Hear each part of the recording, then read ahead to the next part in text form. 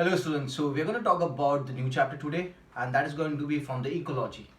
ठीक है, so आज के lecture में we are going to talk about the organism and population, that is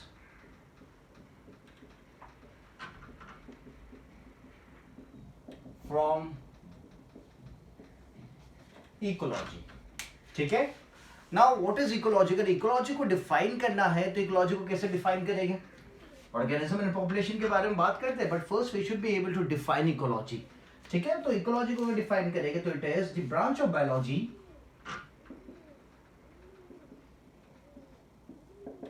it is the branch of biology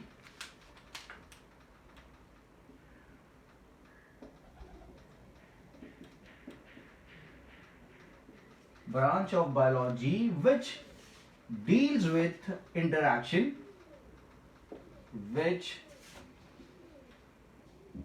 deals with interaction between organisms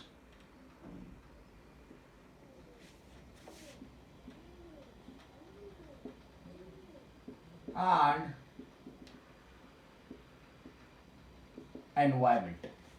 ecology क्या है? Ecology branch of biology है जो किस चीज के ऊपर किस चीज से डील करता है? तो it deals with the interaction between organisms and environment. ठीक है, नाउ अगर ऑर्गेनिज्म एंड पॉपुलेशन की बात करते हैं तो यहां पे we would be talking about the ecological organisation.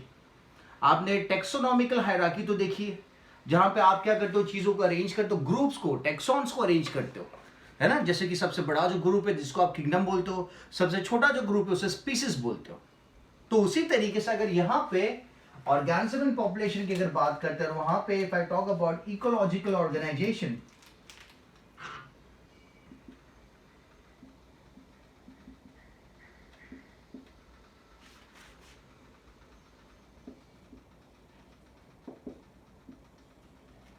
Ecological organisation की अगर बात करें तो क्या है? That is sequence wise ascending ranking.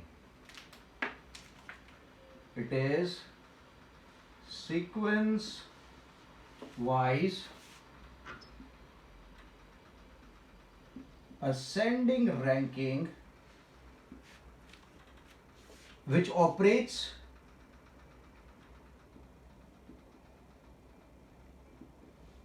in living world. Sequence wise ascending ranking which operates in the living world, that is going to be termed as ecological organization. Now इस ecological organization को अगर देखें, जैसे मैंने बताया था, जो taxonomical hierarchy की अपन बात करते हैं तो उसमें जो सबसे बड़ा जो ग्रुप होता है उसे किंगडम कहा जाता है. सबसे बड़ा टेक्सॉन जो होता है उसे किंगडम कहा जाता है. और यहाँ पे अगर देखेंगे तो जो सबसे बड़ा या सबसे बड़ी जिसे रैंक दी जाएगी, okay, that is going to be the biosphere. ठीक है, और सबसे छोटी रैंकिंग, जो सबसे छोटा टेक्सॉन था टेक्सोनॉमिकल हायरार्की में, दैट वाज स्पीसीज. यहां पे जो सबसे कम रैंक जिसको दी जाएगी, that is going to be an individual. ठीक है, तो मैं यहां पे बनाता हूं.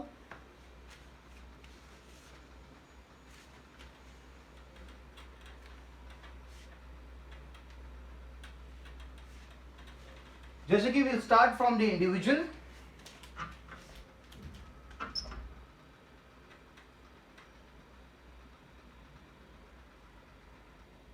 ठीक है, so individuals they are the basic unit of ecological organisation. Individuals they group together and they form what? They form a population. जो इंडिविजुअल्स होते हैं वो एक दूसरे के साथ ग्रुप में आते हैं और क्या बनाते हैं? पॉपुलेशन बनाते हैं. Population, different populations. पॉपुलेशंस को अगर डिफाइन करें, that is grouping of individuals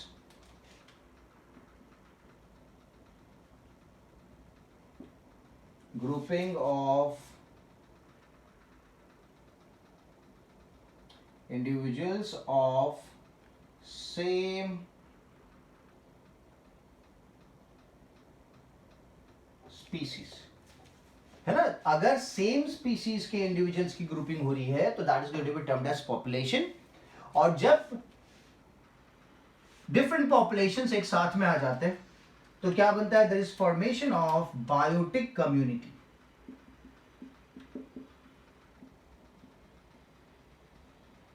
किस चीज का फॉर्मेशन होता है, बायोटिक कम्युनिटी का फॉर्मेशन होता है। So biotic community includes what, it includes grouping of population of different species.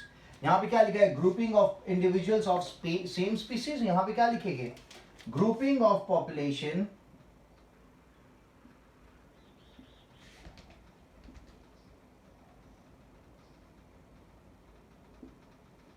Of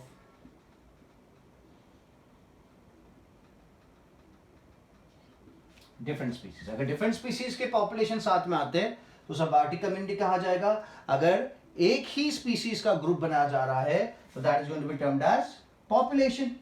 ठीक है, सो दिस बायोटिक कम्युनिटी, जब डिफरेंट पॉपुलेशंस एक दूसरे के साथ इंटरेक्ट करते हैं और एक बड़ा सा जो ग्रुप बनेगा, that is going to be termed as ecosystem.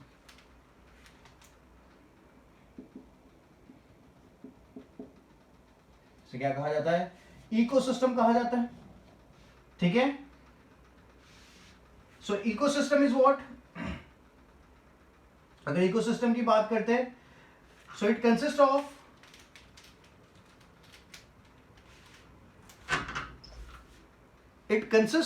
the biological community as well as the environment.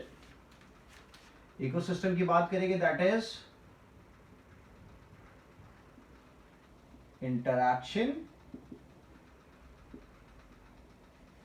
between biological community and environment, that is ecosystem. यहां तक क्या था, सिर्फ बायोटिक कंपोनेंट्स की बात हो रही थी, बट जब आप इकोसिस्टम की बात करते हो तो ecosystem consist of what, ecosystem consist of interaction between biological community and the environment. ठीक है, अगर इकोसिस्टम से भी ऊपर अगर देखें, so there is landscape, there is landscape. Now what is landscape, so landscape की अगर बात करते हैं, it's a larger area with natural boundary and different ecosystems. It is a larger area with natural boundary and different ecosystem. ठीक है, so landscape consists of a larger area which consists of a natural boundary and it consists of different ecosystems. ठीक है, so different ecosystems they form the landscape. landscape से भी अगर ऊपर देखें, so we have a biome, अभी जगह कम पड़ेगी, so we have a biome. ठीक है, so biome is what, biome is a major vegetative part consisting of associated fauna.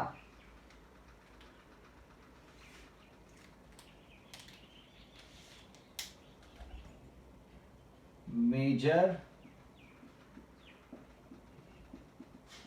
vegetative part associated fauna.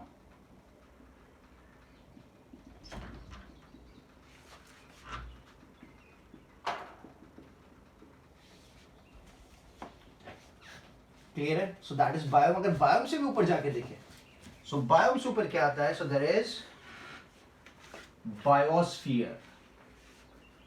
क्या आता है, बायोस्फीयर को डिस्क्राइब करते हैं, पहले बायोम को थोड़ा और देख लेंगे। ठीक है, सो बायोस्फीयर आएगा सबसे ऊपर।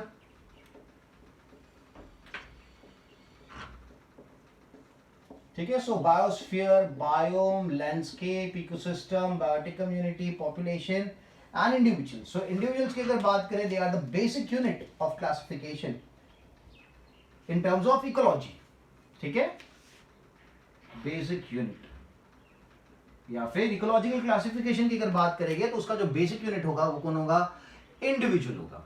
ठीक है, तो सबसे बड़ा जो यूनिट है दैट इज द बायोस्फीयर, और सबसे छोटा जो यूनिट है इंडिविजुअल्स. तो मैं लिख सकता हूं यहां पे the individuals they get together in the form of population they get together in the form of biotic community. Different biotic communities get together along with the environment. Biological community भी है, environment भी है यहाँ पे. ठीक है, that is ecosystem. यहाँ तक सिर्फ क्या था? यहाँ तक सिर्फ बायोटिक कम्युनिटी थी, बट यहाँ पे क्या आ गया? बायोटिक कम्युनिटी और सराउंडिंग एनवायरमेंट भी आ गया.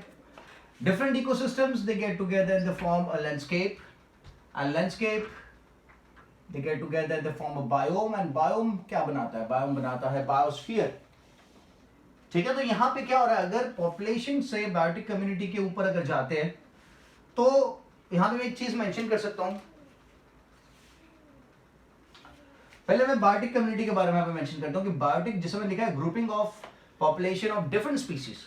तो जब डिफरेंट स्पीसीज ग्रुप बनाती है तो obviously there is suppose to be interaction between different species. काफी इंटरैक्शन भी आपको देखने को मिल सकता है जब different population of different species साथ में आएगी.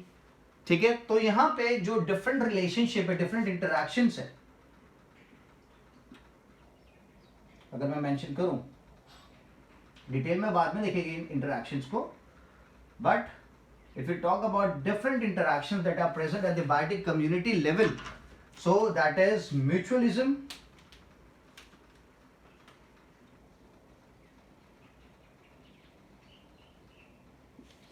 देयर इज म्यूचुअलिज्म है. ठीक है, then there is competition,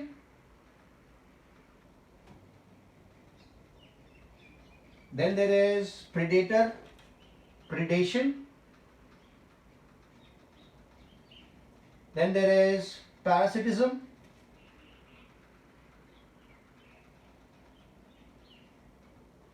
then there is commensalism,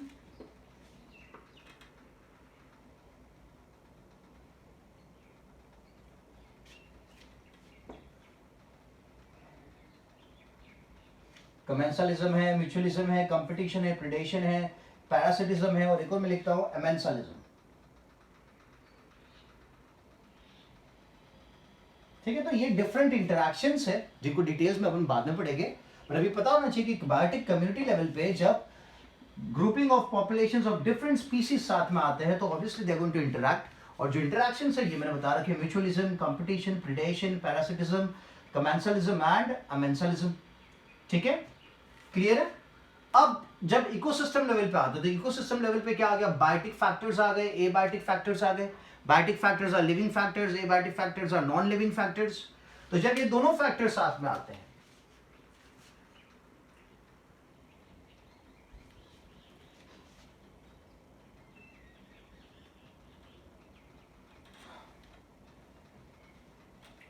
biotic community में, एक और चीज देख लेते हैं कि यहाँ पे 3 कैटेगरी जो देखने को मिलेगी बायोटिक कम्युनिटी लेवल पे, दैट इज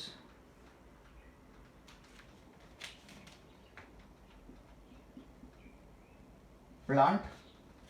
ठीक है, then there are animals, and then there are microbes. ठीक है, I am talking about the biotic community level. Plant जो है that is known as the producer. Animals, they are known as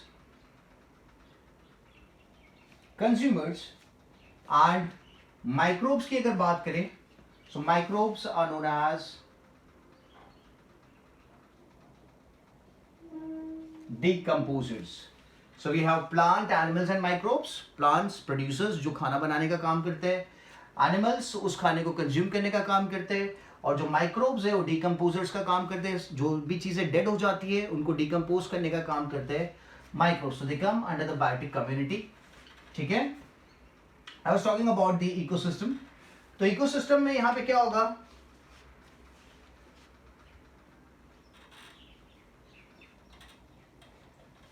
अब यहां पे there is interaction between biotic and abiotic components, living components and the non living components. तो जब दोनों के बीच में इंटरैक्शन हो रहा है तो यहां पे क्या होगा, there is going to be integration and exchange of, there is going to be integration and exchange of energy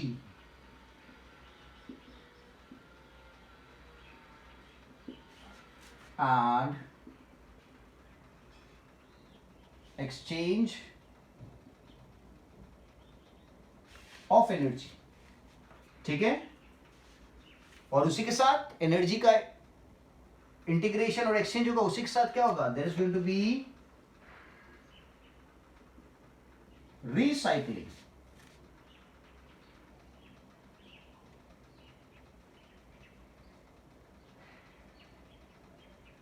There is going to be recycling of nutrients.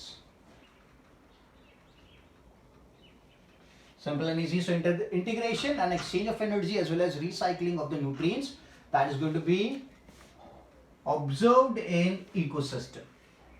ठीक है, सो इकोसिस्टम में मेजरली क्या होता है, बायोटिक कंपोनेंट्स होते हैं और abiotic components होते हैं।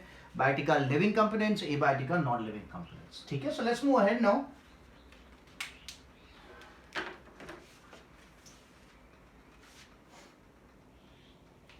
बायोम की बात करते हैं।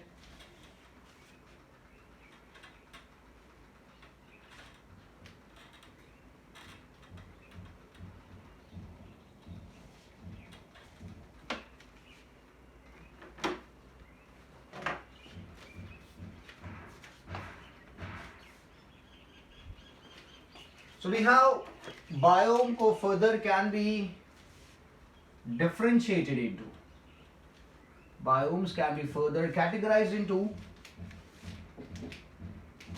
terrestrial biomes,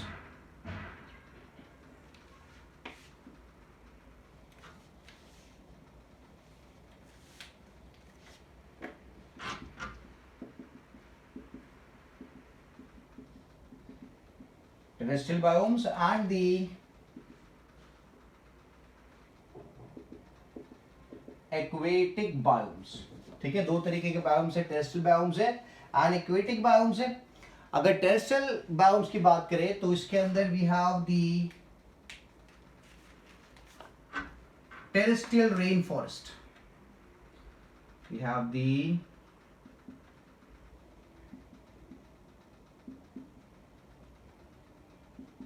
terrestrial rain forest. और अगर यहां पे बात करें so what do we have the coral reefs, we have the coral reefs.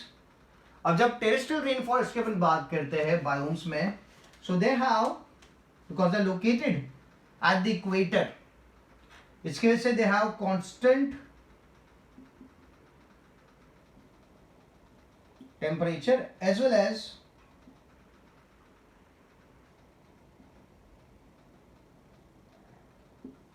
heavy rainfall. As they are located at the equator, the terrestrial rainforest, they have a constant temperature and heavy rainfall. ठीक है, now biomes के बाद आता है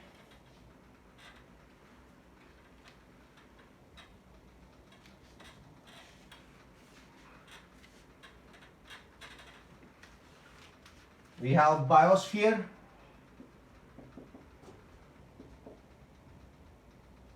which is also known as ecosphere.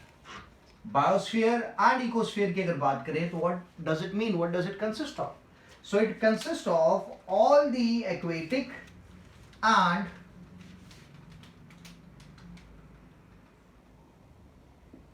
consist of all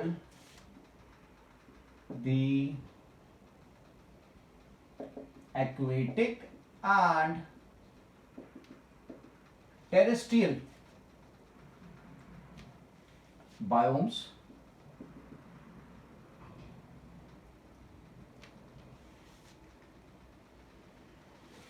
ठीक है, so that is the biosphere, मतलब it consists of all the living zones। ठीक है, whole living zone of earth. It consists of whole living zone of earth. ठीक है, so biosphere और ecosphere की अगर बात करते हैं, it consist of all the aquatic and terrestrial biomes. ठीक है, सब कुछ आ गया उसके अंदर. एक्वेटिक इकोसिस्टम आ गया, टेरेस्ट्रियल इकोसिस्टम आ गया, या फिर आप कंसीडर कर सकते हो whole living zone of the earth. जितनी भी चीजें हैं ओके अर्थ के सरफेस के ऊपर, वो सब आ जाएगी किसके अंदर, बायोस्फीयर या फिर इकोस्फीयर के अंदर. क्लियर है? So apart from the ecological classification will discuss some terminologies, some new terms. ठीक है, जैसे कि एक टर्म अपन स्टार्ट करते, that is habitat.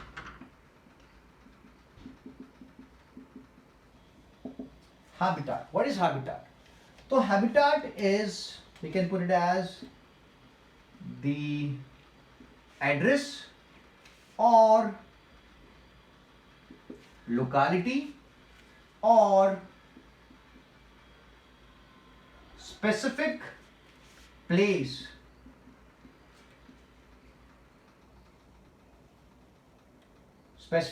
where organism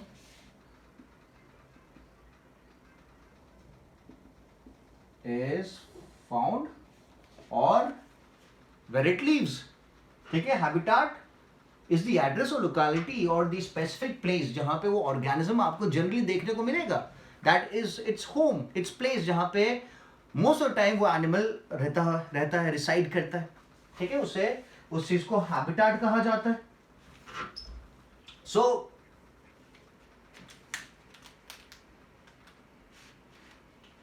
it is the sum total of biotic and abiotic factors. Sum total of biotic and abiotic factors मतलब but obviously जहां पे जो ऑर्गेनिज्म रह रहा है उस पर्टिकुलर जगह पे बायोटिक चीजें भी होगी, एबायोटिक चीजें भी होगी ना. तो इसलिए मैंने क्या लिखा है, sum total of biotic and abiotic factors. ठीक है, अब यहां पे depending on the environment, depending on the condition, जो ऑर्गेनिज्म है वो अपना हैबिटाट जो है वो चेंज कर सकता है. Depending on the conditions the organism has the ability to change its habitat. जैसे कि अगर मैं बात करूं, वेरी फेमस जो फिश है, हिल्सा फिश. ठीक है, Hilsa fish can survive in fresh water as well as sea water.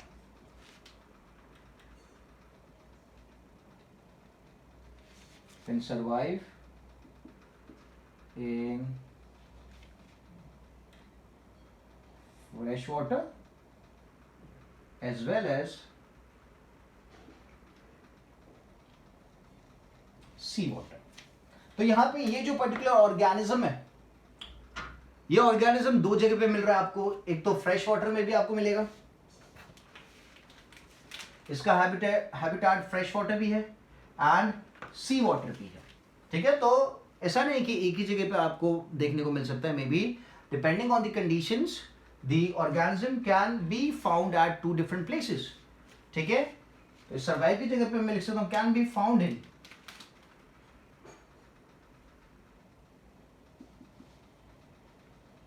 can be found in fresh water as well as sea water. ठीक है, एक और टर्म देखते हैं, that is micro habitat. Habitat की मैं बात कर रहा हूं तो उसके साथ एक और टर्म अपन देखते हैं, that is micro habitat.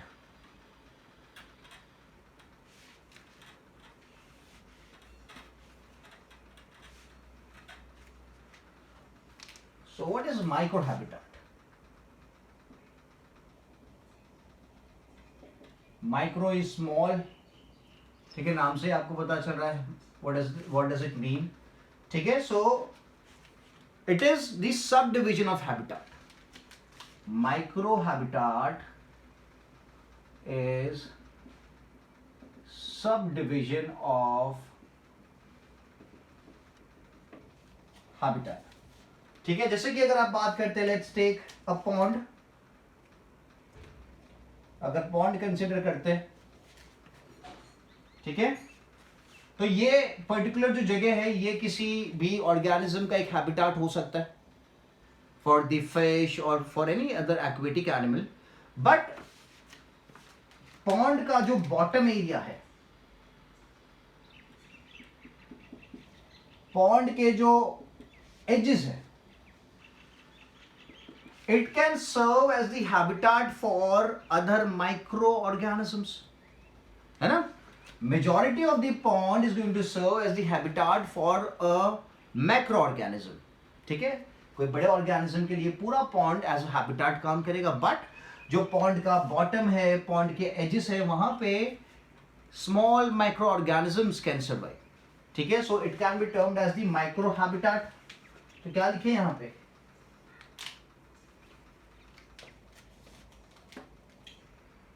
Edges and bottom, edges and bottom serve as habitat for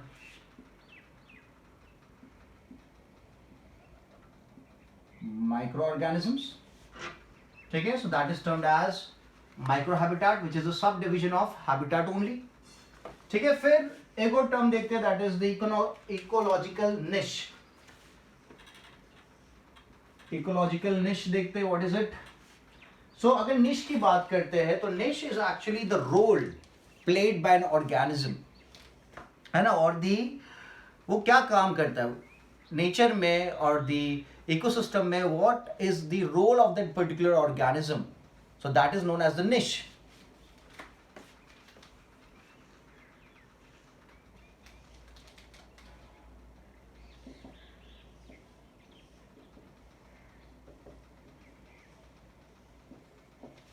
So ecological niche की अगर बात करें तो that is the term was given by Grinnell.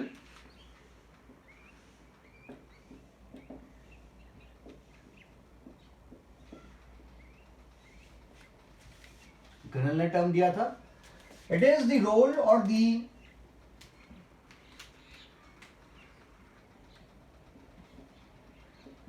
the status of an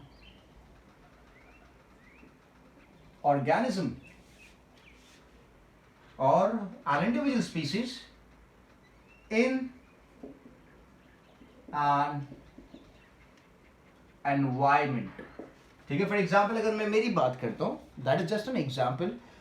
I am into education, मेरा काम है पढ़ाना, किसी और का काम है वेजिटेबल्स बेचना, किसी और का काम है घर बनाना। तो यहाँ पे क्या है, we have a specific role. उसी तरीके से नेचर में भी there are role played by the organism, and that is known as the niche of the organism. So that is the role, status of an organism in an environment. So we have a type of niche, that is spatial niche. We have a spatial niche that consists of, what does it indicate? It indicates the part of habitat occupied by an organism. Part of habitat occupied by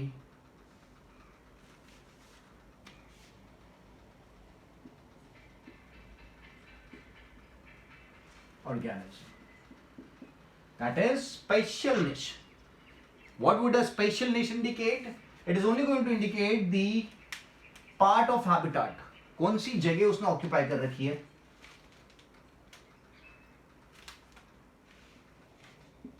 by the organism in the ecosystem, ठीक है। Then there is the trophic niche.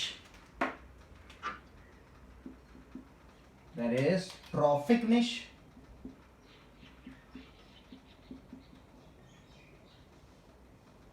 So what is trophic niche? That is the functional role played by the organism. That is the functional role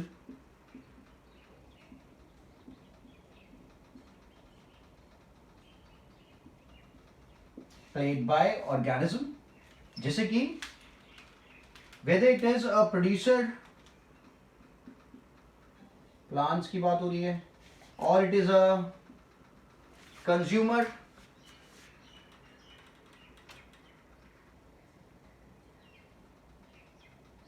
या it is a decomposer. Trophic niche की अगर बात करते हैं, so that is a functional role played by an organism whether the organism is a producer, consumer and a decomposer. ठीक है. सो ecological निश में दो देख लिए, तीसरा भी देख लेते हैं.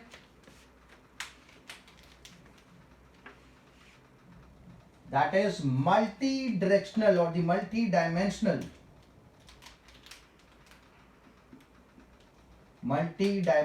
और हाइपर वॉल्यूम निश.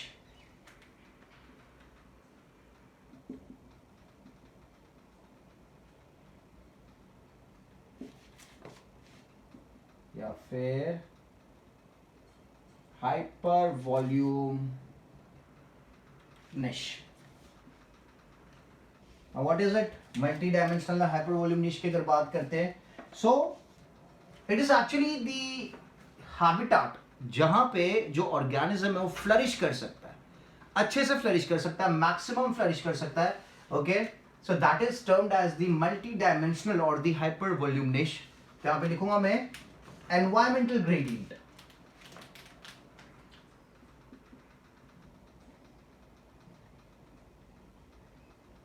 Environmental gradient in which organism can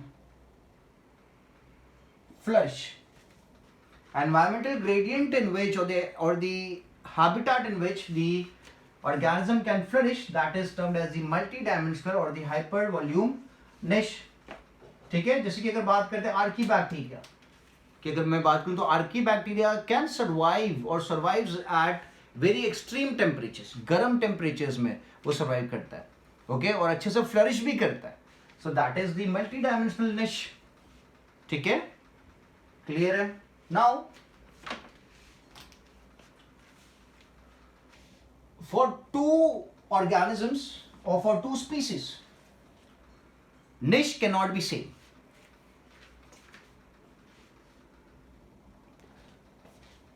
यहां पे लिखते हैं for two species, niche cannot be same in the same environment.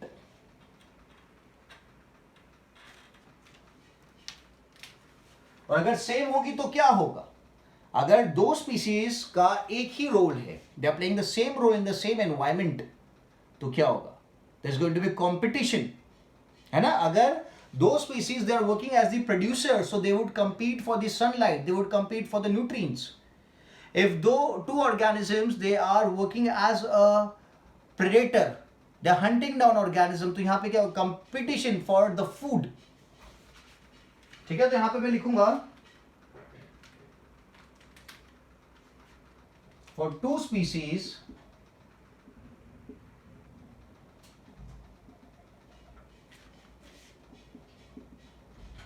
niche cannot be same. ठीक है, for two species niche cannot be same in a same environment.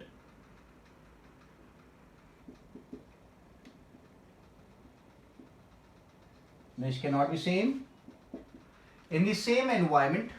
और अगर same है, this would lead to what? This would lead to competition. क्या होगा? competition होगा. अगर competition होगा, so this would lead to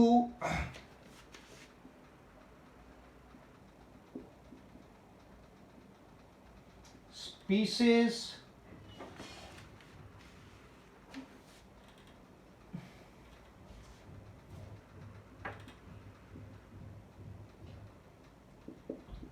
would lead to species diversity decrease.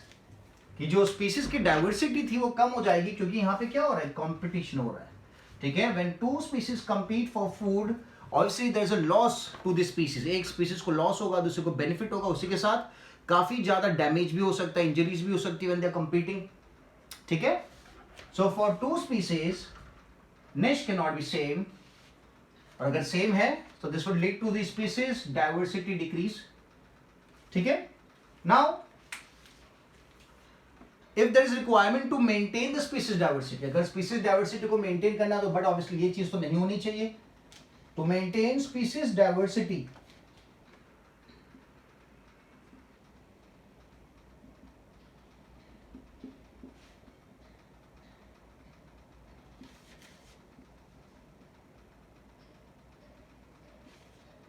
to maintain species diversity there should be generalized niche and specialized niche.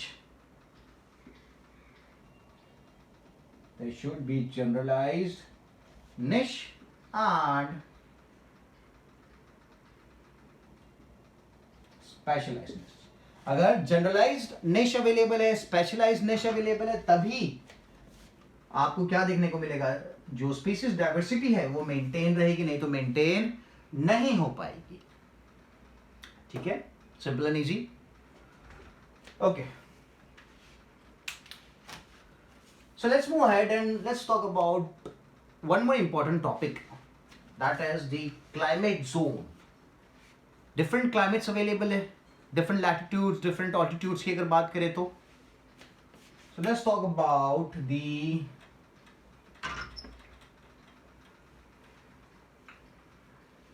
climate zones.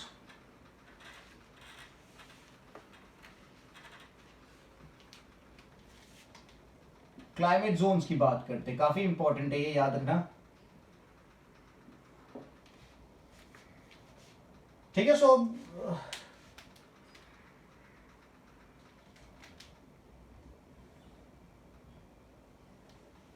अगर अर्थ consider करें, ठीक है, तो this is going to be the centre portion is going to be the equator, ठीक है। So let's take this as 0 degrees, latitude लेते हैं इसका 0 डिग्री लैटिट्यूड अगर मैं लेता हूं, this is the north, this is the south, north and south. So if I go 20 degree towards the north, let's say this is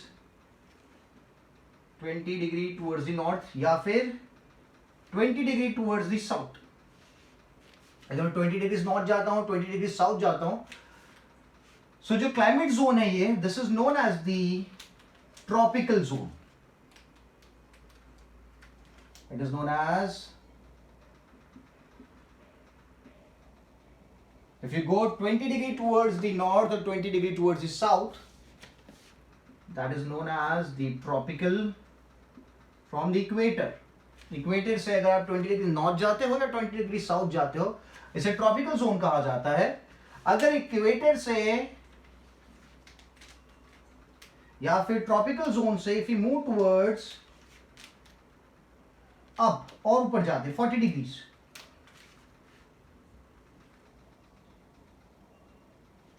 और यहां पे भी मैं जाता हूं 40 degrees towards the south, so this climatic zone is known as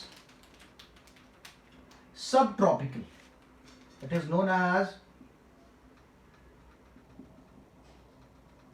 the subtropical zone. This is also known as the subtropical zone.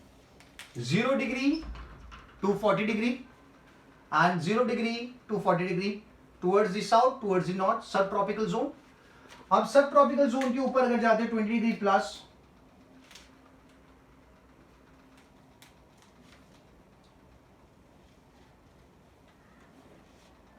that is going to be 60 degrees. So this is going to be known as the temperate. This is going to be known as the temperate zone.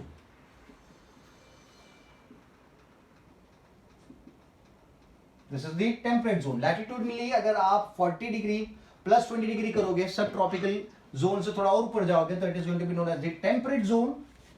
यहां पे भी it is going to be known as temperate zone, और south में temperate zone से अगर और latitude में ले जाते हैं अपन 20 degrees, so that is going to be 80 degrees. The same goes for this one 80 degrees. तो ये जो जोन बनेगा on the north it is going to be termed as Arctic, and on the south it is going to be termed as Antarctic. So this is Antarctic, this is Arctic. ठीक है, so this is climatic zones. यहाँ पे climate differ करेगा ना, जैसे जैसे equator से दूर जाएंगे ठंडी बढ़ेगी, जैसे जैसे इक्वेटर से दूर जा रहे हैं नॉर्थ की तरफ या साउथ की तरफ, क्या होगा, टेम्परेचर जो होगा that is going to go down, ठंडी बढ़ेगी। ठीक है, बर्फ बर्फ यहां गिरेगा, बर्फ यहां गिरेगा, बर्फ यहां पे नहीं हो सकता, इट कैन नॉट, स्नोफॉल यहां पे पॉसिबल नहीं है इक्वेटर पे, क्योंकि इक्वेटर पे तो क्या है, काफी ज्यादा सनलाइट है। ठीक है, सो ये काफी इंपॉर्टेंट है। इक्वेटर से 20 degree is tropical zone, equator से 40 डिग्रीज इज सब ट्रॉपिकल जोन, इक्वेटर से 40 degrees 60 degrees is temperate zone, and equator से 80 degrees towards the north is Arctic, and equator से 80 degrees towards the south is Antarctic. ठीक है, okay, so let's talk about the temperature.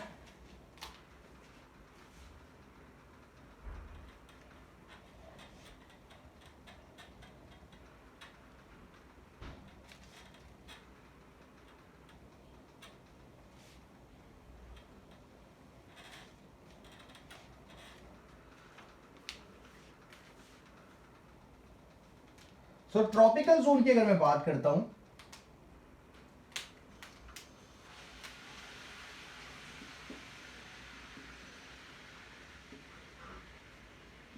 Tropical zone की अगर बात करें, सो tropical zone में जो लैटिट्यूड है that is 0 to 20 degrees, 0 to 20 degrees. अगर मीन टेम्परेचर देखें वहां पे इन द ट्रॉपिकल जोन,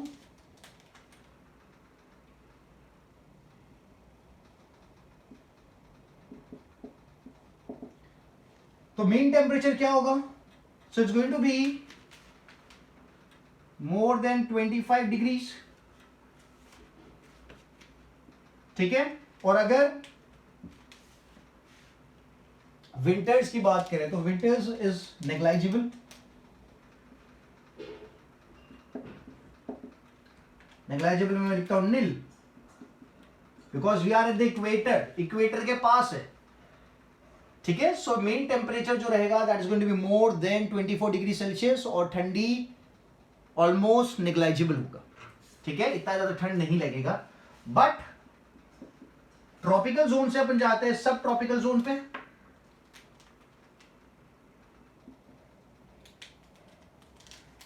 सब ट्रॉपिकल जोन पे जाते हैं।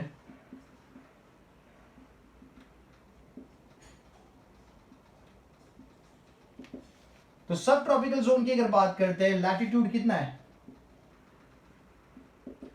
Latitude is 20 degree to 40 degrees towards the north and towards the south as well. Mean temperature अगर देखें,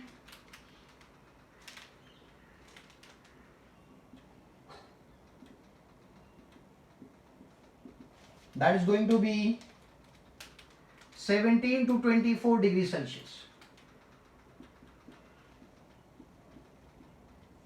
degree Celsius.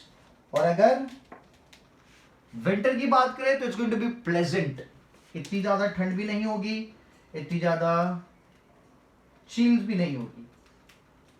So winter is going to be pleasant, you will enjoy the winters. ऐसा नहीं कि आप ठिठुर रहे हो, आपको ज्यादा ठंड नहीं लगेगी, it's going to be pleasant.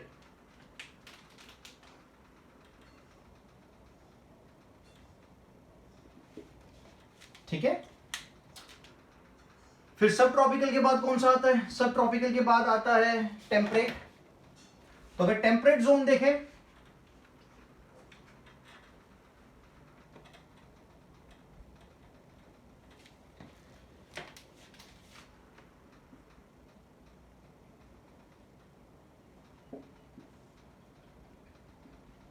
अगर टेम्परेट जोन देखते हैं, सो द टेम्परेट जोन में लैटिट्यूड कितना है, it is 40 to 60 degrees.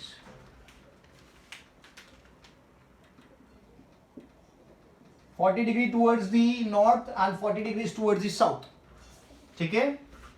So mean temperature वहां पे रहेगा बिटवीन, ठंड बढ़ेगी, so it's going to be between 7 degree Celsius to 17 degree Celsius, ठीक है। जो मेन टेम्परेचर रहेगा that is going to be between 7 to 17 degree Celsius. और अगर विंटर्स की बात करते हैं तो यहां पे क्या होगा, it's going to snow, it's going to snow, काफी बर्फ गिरेगा, ठीक है। और टेम्परेट जोन के बाद कौन सा आता है, सो टेम्परेट जोन के बाद आता है एंटार्क्टिक और द आर्टिक जोन। एंटार्क्टिक या फिर आर्टिक जोन, ठीक है। तो एंटार्क्टिक या फिर आर्टिक जोन की बात करें, Antarctic is towards the south and Arctic is towards the north. N और एस और एन लिख दिया हमने, नॉर्थ एंड साउथ, ठीक है। साउथ की तरफ आप जाओगे तो it's going to be Antarctic, और अगर आप नॉर्थ की तरफ जाओगे तो will term it as Arctic, ठीक है। नाउ लैटिट्यूड क्या है, so latitude is 60 to 80 degrees,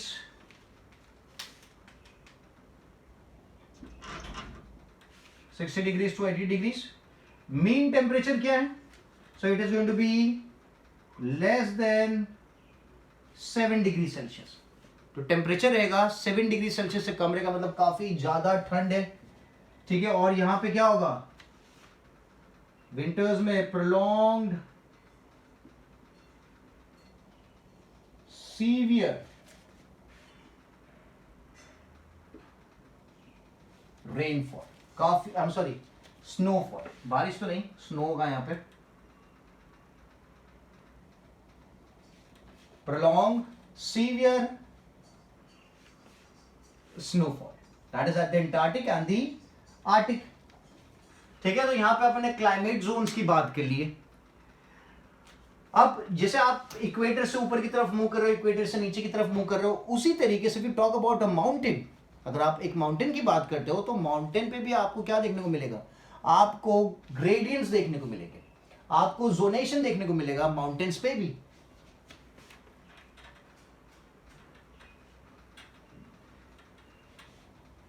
So this is going to be climate zones with respect to altitude. Mountains की बात करूंगा तो it's going to be altitude.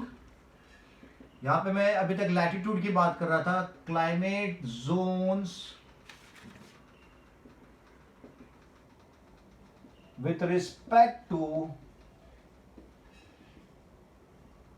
latitude, ठीक है। अभी तक altitude की बात करते हैं, अब latitude की बात कर रहे हैं। तो जैसे कि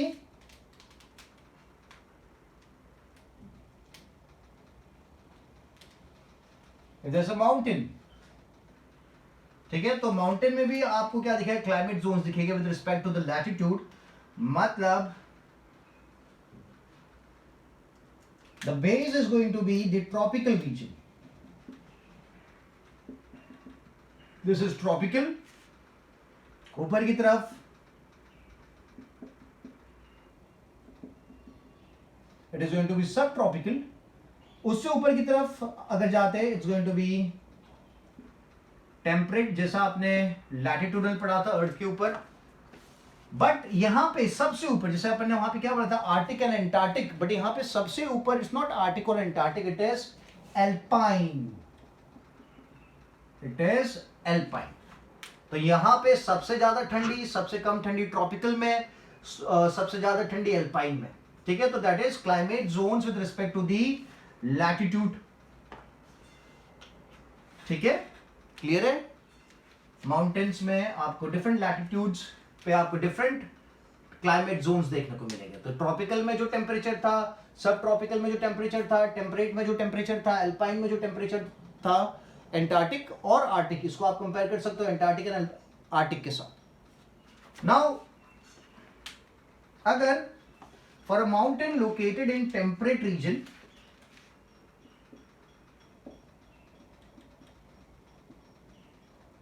for a mountain located in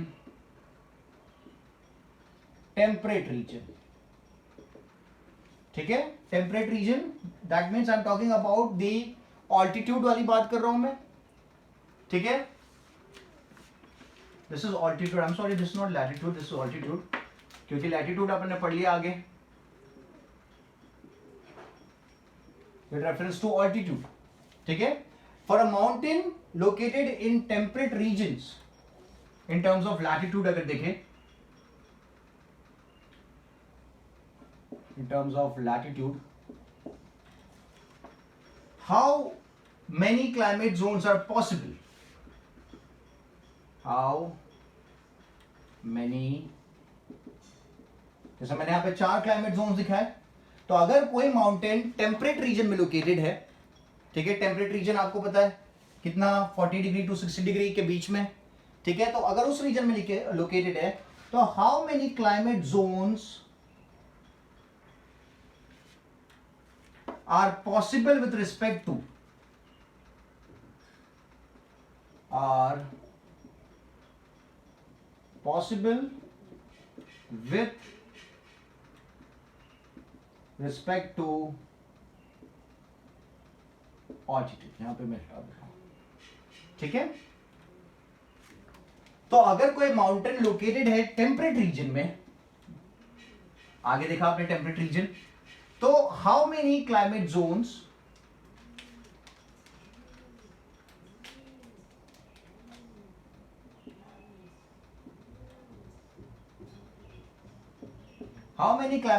are possible with respect to altitude? So this is the question. अगर कोई पहाड़, कोई माउंटेन टेम्परेट रीजन में लोकेटेड है विथ रिस्पेक्ट टू ऑल्टीट्यूड, ठीक है, तो कितने क्लाइमेट जोन्स आपको देखने को मिलेंगे with reference to the altitude, ठीक है। तो जो टेम्परेट रीजन है that is the latitudinal wise पूछा गया, is it clear?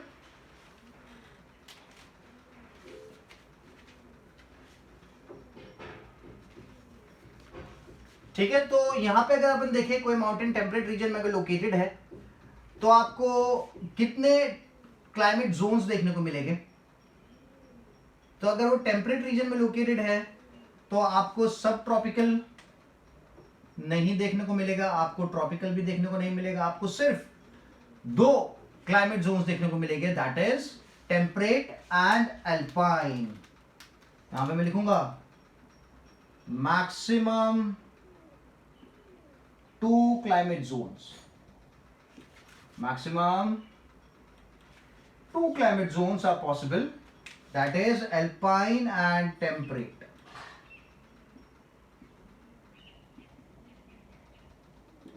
Alpine and temperate, ठीक है।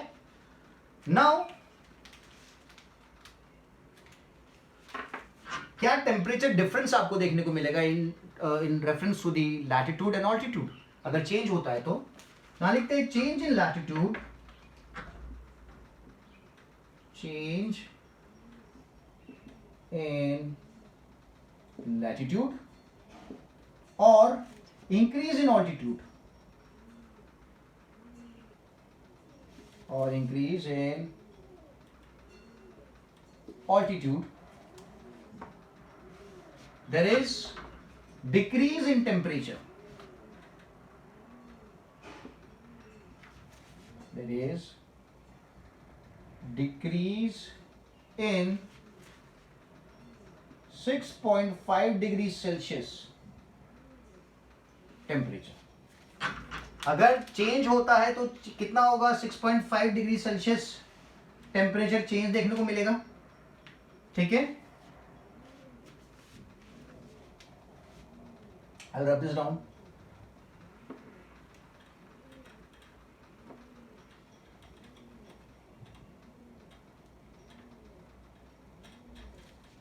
So 6.5 6.5 डिग्री सेल्सियस टेम्परेचर का डिफरेंस आपको देखने को मिलेगा कब, अगर there is 1000 metre of rise,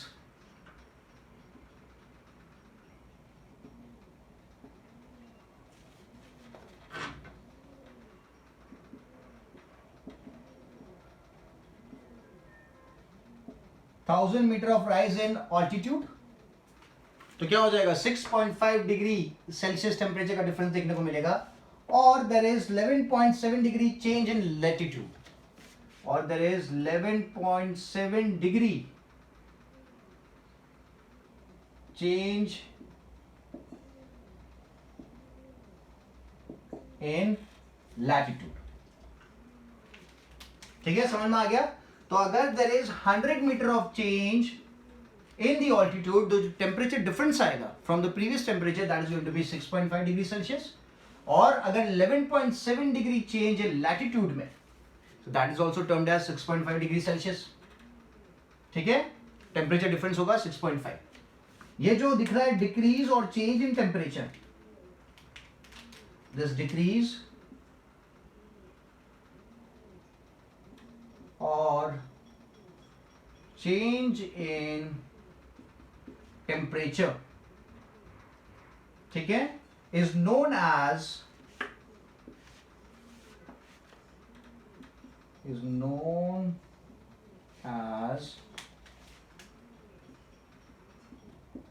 lapse rate. क्या कहा जाता है इसे कहा जाता है लैप्स रेट।